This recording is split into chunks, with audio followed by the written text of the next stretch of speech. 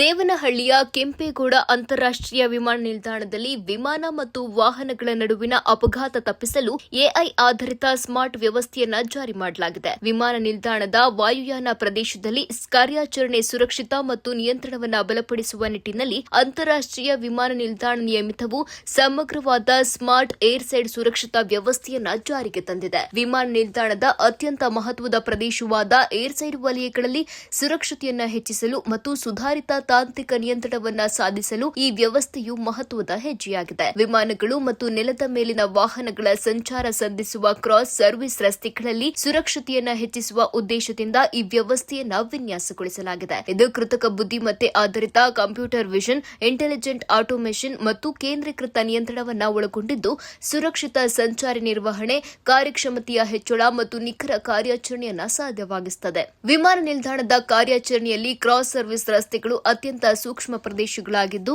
ಇಲ್ಲಿ ವಿಮಾನ ಮತ್ತು ವಾಹನಗಳ ಸಂಚಾರದ ನಡುವೆ ನಿಖರ ಹಾಗೂ ಸುಗಮ ಸಮನ್ವಯದ ಅಗತ್ಯವಿರುತ್ತದೆ.